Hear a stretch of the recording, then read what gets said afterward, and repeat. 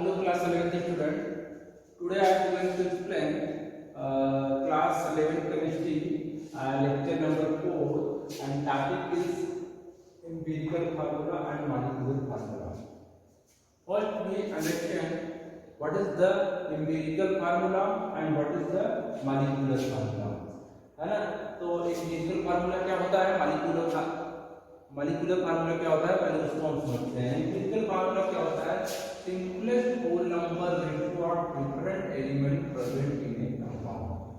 Simplest whole number ratio of different element present in a compound. और molecular formula क्या होता है, exact number of different type of atom present in a molecular compound.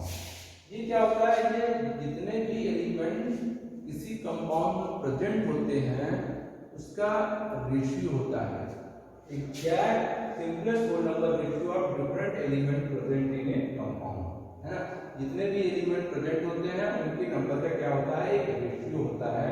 और ये molecular formula क्या होता है, exact number of different type of atom present in A molecule of A compound. ये मॉलिक्यूलर फॉर्मूला क्या होता है, ये एग्जैक्ट नंबर होता है. जितने भी उसमें कार्बन, हाइड्रोजन या क्लोरीन कोई भी एटम जो भी प्रेजेंट होता है उस कंपाउंड में, मॉलिक्यूलर फार्मूला एग्जैक्ट मतलब उसका एग्जैक्ट नंबर देता है. और ये मॉलिक्यूलर फार्मूला क्या होता है, ये होल नंबर रेशियो देता है. क्या देता है, होल नंबर रेशियो. आप इसको इस तरह से समझ सकते हैं, जैसे आप समझ सकते हैं कि जैसे आप मैथमेटिक्स में इसको इस तरह से समझ सकते हैं. जैसे आप सपोज कर लीजिए कि दो स्टूडेंट हैं, पहले के पास 12 रुपीज है और दूसरे के पास 10 रुपीज है ना. 12 रुपीज 10 रुपीज, है ना. तो 12 रुपीज 10 रुपीज.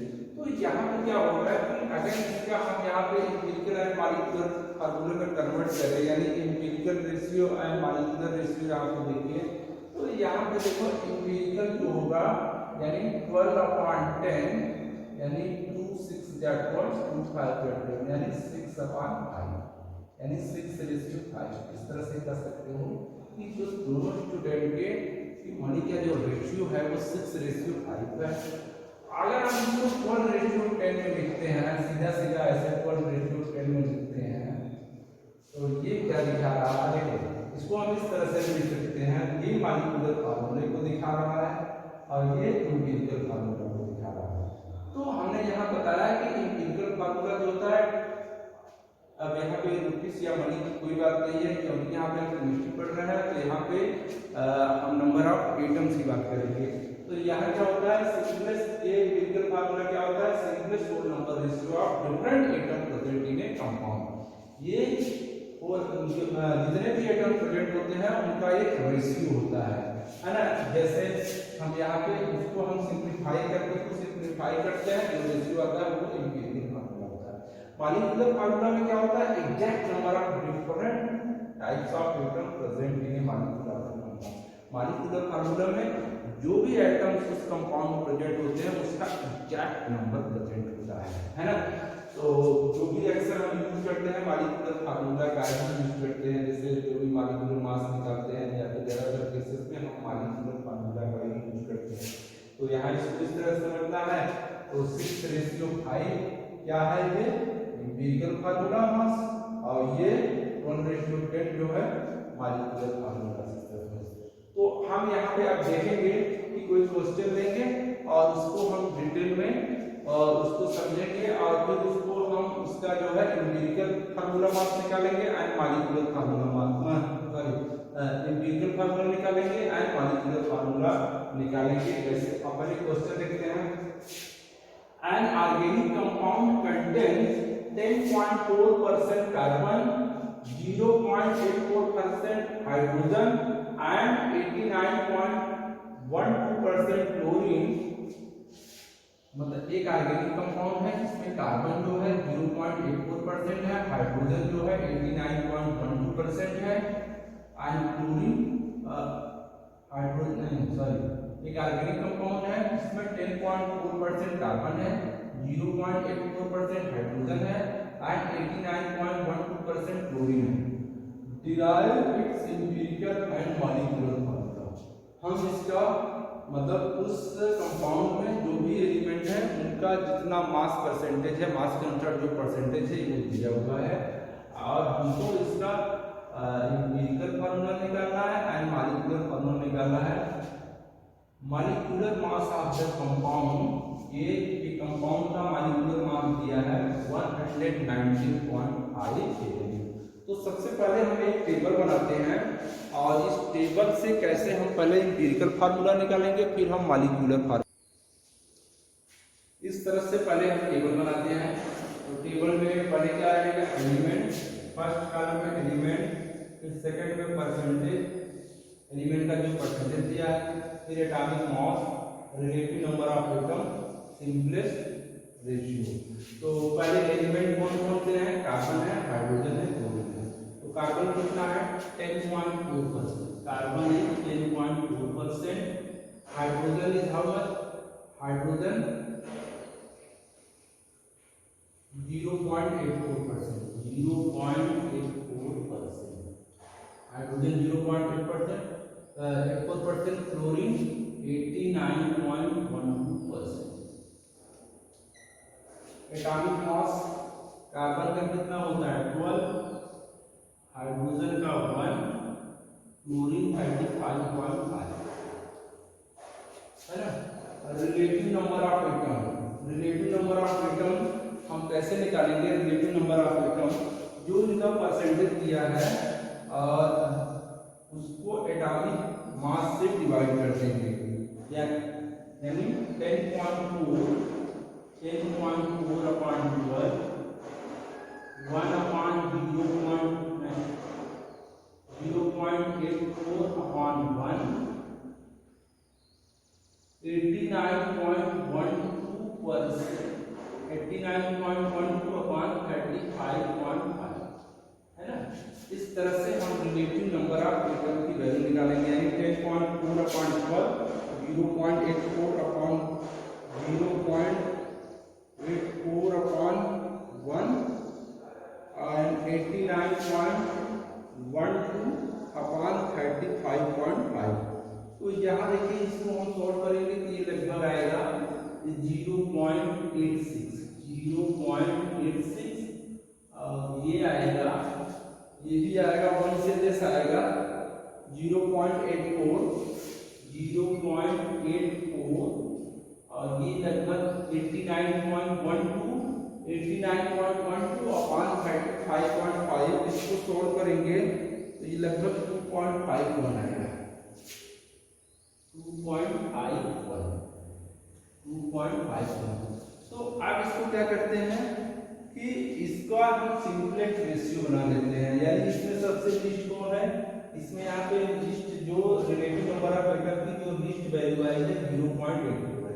तो अब 0.84 को सभी इस नंबर को डिवाइड कर देंगे, यानी 0.86 अपॉन 0.84, 0.84 अपॉन 0.84, और ये हो जाएगा 2.51 अपॉन 0.84। अब यहाँ पे राउंड फिगर में वैल्यू लेंगे तो ये लगभग देख रहे हैं 0.86 है, 0.84 है, इसकी लगभग वैल्यू जो है 1 आएगी। अब यहाँ पे होल नंबर रेशियो मतलब होल नंबर लेंगे, पॉइंट में नहीं रखेंगे, मतलब जो सिंपल रेशियो करेंगे जो उसका होल नंबर जो पॉइंट के नियर होल नंबर रहेगा उसी को हम होल नंबर को यहाँ पे हम राइट कर देंगे। ये क्या होगा, ये तो सीधा सीधा 1 इक्वल होगा, और ये जो है ऊपर लगभग आएगा ये 3 आएगा, यानी सिंपलेस्ट रेशियो क्या आया 113। अब इसका एम्पिरिकल फार्मूला हो गया, यानी C1H1Cl3, यानी एम्पिरिकल फार्मूला हो गया, empirical formula compound, empirical formula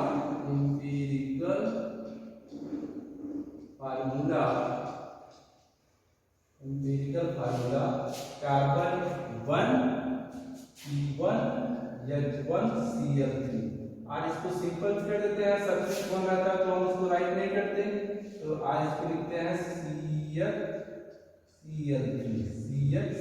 आप जानते हैं कि इसका फॉर्मूला है क्लोरोफॉर्म का। अब हम निकालेंगे, क्या निकालेंगे, अब हम निकालेंगे मॉलिक्यूलर फार्मूला। मॉलिक्यूलर फार्मूला, अब इसका मॉलिक्यूलर फार्मूला निकालने के लिए पहले हम इसका एम्पिरिकल फार्मूला मास निकालेंगे। क्या निकालेंगे, पहले एम्पिरिकल फार्मूला मास क्या होता है, यानी जैसे हम मॉलिक्यूलर मास निकालते हैं वैसे एम्पिरिकल फार्मूला मास निकालते हैं। Empirical formula mass is equal to, देखो कार्बन कितना होता है 12, हाइड्रोजन कितना होता है 1, और क्लोरीन कितना आएगा 3 into 35.5। आप इसको सॉल्व करेंगे तो आएगा 119.5, यानी एम्पिरिकल मास हो गया 119.5 हो गया। अब एक वैल्यू हम n निकालेंगे, n की वैल्यू जो है उसी से इससे मल्टीप्लाई कर देंगे तो वो मॉलिक्यूलर फार्मूला मास हो जाएगा। तो n की वैल्यू कैसे निकलती है, n is equal to molecular मास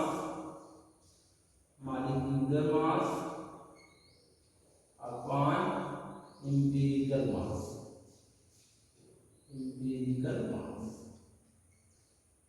तो मॉलिक्यूलर मास कितना है, मॉलिक्यूलर मास वहां पे दिया है 190.5 अपॉन एम्पिरिकल मास अभी हमने निकाला 190.5 इक्वल टू 1। तो मॉलिक्यूलर फार्मूला हो गया, मॉलिक्यूलर फार्मूला इज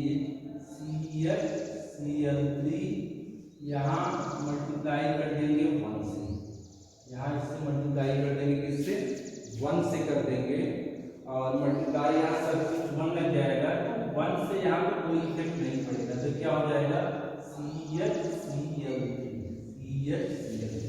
एक बात ध्यान दीजिए कि अगर यहाँ 2 आया होता तो यहाँ 2 आया होता तो ये क्या हो जाता, मॉलिक्यूलर फार्मूला हो जाता C2H2CL6। अगर 3 आया होता, n की वैल्यू 3 आई होती, n की वैल्यू 3 आई होती तो ये क्या हो जाता C3H3Cl9। तो इसी तरह से n की वैल्यू से, और क्योंकि यहाँ पे n की वैल्यू 1 है तो जब n की वैल्यू 1 रहेगी तो किसी कंपाउंड का molecular formula and empirical formula दोनों क्या रहेगा, सेम रहेगा, है ना। तो ये हमने एक एग्जांपल दिया कि किसी कंपाउंड का, अगर किसी कंपाउंड में जो है ऑर्गेनिक कंपाउंड हो तो उसका जो है जितने एलिमेंट हैं वहाँ प्रेजेंट हैं और उनका परसेंटेज दिया हो, मास परसेंटेज दिया हो, तो so how to calculate empirical formula and molecular formula, है ना। तो इन एनसीईआरटी में एक क्वेश्चन दिया है, इसी बेस पे है, सेम बेस पे है, एक ही क्वेश्चन है। तो और एनसीईआरटी चैप्टर नंबर 1 में आप क्वेश्चन नंबर 1.3, क्वेश्चन नंबर पहले 1.3 सॉल्व कर लीजिएगा, फिर क्वेश्चन नंबर 1.8 सॉल्व करेंगे। तो 1.8 एक्चुअली जो है एम्पिरिकल फार्मूला मॉलिक्यूलर फार्मूला 1.8 में निकालना है, लेकिन ये दोनों क्वेश्चन रिलेटेड हैं तो आप सेम बेस पे है, आप इसको सॉल्व करने की कोशिश कीजिएगा। अगर कोई प्रॉब्लम हो तो मेरे व्हाट्सएप पे आप जो है उस प्रॉब्लम को सेंड कर दीजिएगा। तो थैंक यू।